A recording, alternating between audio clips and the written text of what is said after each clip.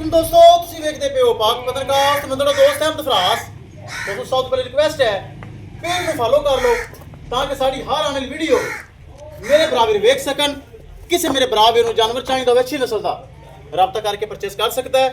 ਲੋकेशन डबूंगा हयात तहसील जिला पाक पतर शरीफ। मोबाइल नंबर है साढ़ा 0300 पूरा 8754 743।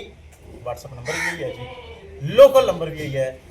माशाल्लाह जर्सी ते कुछ करसी वीडियो लगाने का मौका ही नहीं मिला। 7.5 लाख डिमांड सी पिछे दे बच्चा प्यार मोहब्बत करके 3-4 दिन पहले साड़ा जानवर गया वीडियो नहीं लगी होंगी।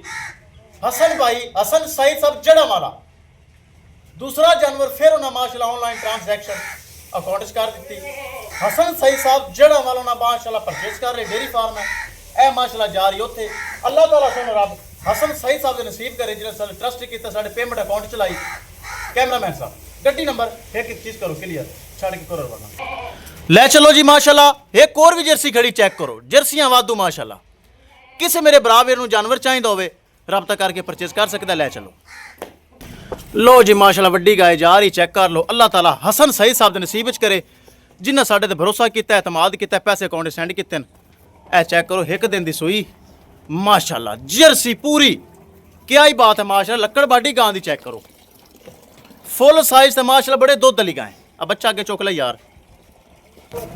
किसी मेरे भरा नूं वीर नूं मजीद इहदे नाल दा तोहफा बल्कि इस तों भी वध माशाल्लाह गावां खड़ियां राबता करके परचेज कर सकता है। राबता नंबर 0300 पूरा 8754 743।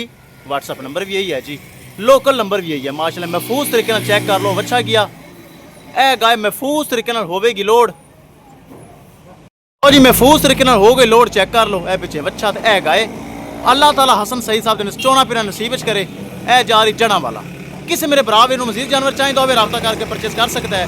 इंशाल्लाह दोस्तों मिलांगे एक नई वीडियो दे नाल। अपने फराज दोस्त दे इजाजत अल्लाह ने के बाद।